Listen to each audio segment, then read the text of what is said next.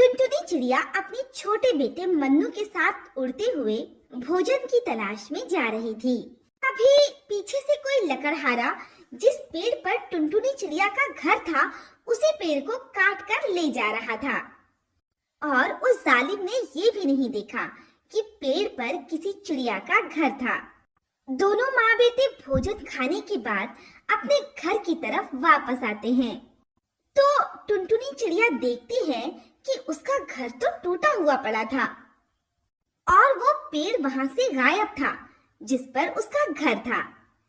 ये देखकर टुनटुनी चिड़िया रोते हुए कहती है, हे ऊपर वाले, ये सब किस जालिम ने किया है? ऊपर से बारिश का मौसम शुरू होने वाला है, मैं इतनी जल्दी अपना घर कैसे बना पाऊंगी? अपनी माँ की ये सब बातें सुनकर टुनटुनी चिड़िया का बेटा मुन्नू चुड़ा भी रोने लगता है। तभी आसमान में काले बादल छाने लगते हैं और धीरे धीरे तेज बारिश शुरू हो जाती है। और तब टुनटुनी चिड़िया अपने बेटे मुन्नू चुड़ा को लेकर सर छुपाने की जगह ढूंढने लगती है और उड़ते हुए अपनी दोस्त गोरी कौवी के पास जाती है और कहती है, गोरी बहन, किसी जालिम ने मुझसे मेरा घर छीन लिया है। मुझे इस बारिश में सर छुपाने के लिए जगह चाहिए। क्या मैं इस बारिश में अपने बेटे के साथ बारिश रुकने तक आपके घर रह सकती हूँ? बारिश रुकते ही मैं अपने लिए कोई घर बना लूंगी। अरे अरे, मैं तुम्हें अपने घर में क्यों रहने दूं? आखिर मेरे भी तो छोटे छोटे बच्चे हैं, मैं उन्हें अपने घर से निकाल दूं क्या? मैं तुम्हारी कोई मदद नहीं कर सकती, मैं तुम्हें कोई जगह नहीं दे सकती।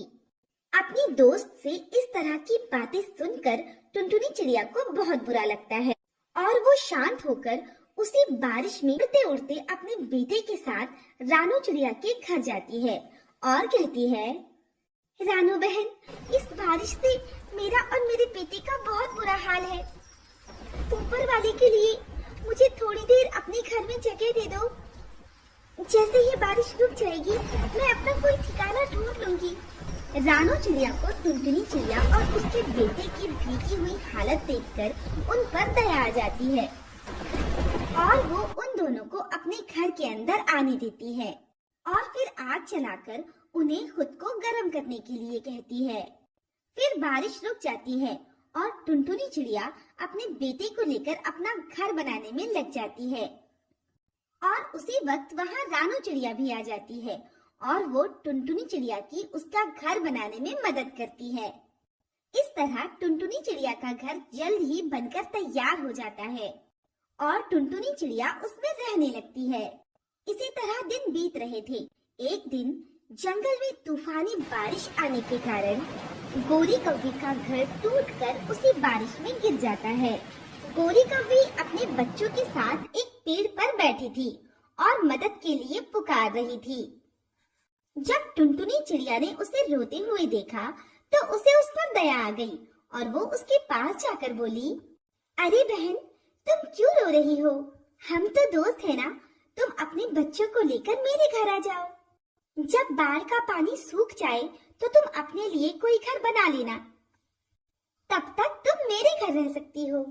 टुनटुनी चिड़िया की ये बात सुनकर गोरी कौवी की आंखों में आंसू आ जाते हैं और वो टुनटुनी चिड़िया से माफी मांगने लगती है और फिर टुनटुनी चिड़िया के घर रहने लगती है और बाढ़ का पानी सूखने पर वो अपना घर बनाकर टुनी चिड़िया को धन्यवाद देकर वहाँ से चली जाती है। प्लीज सब्सक्राइब माई चैनल ऐसी और दिलचस्प कहानी देखने और सुनने के लिए।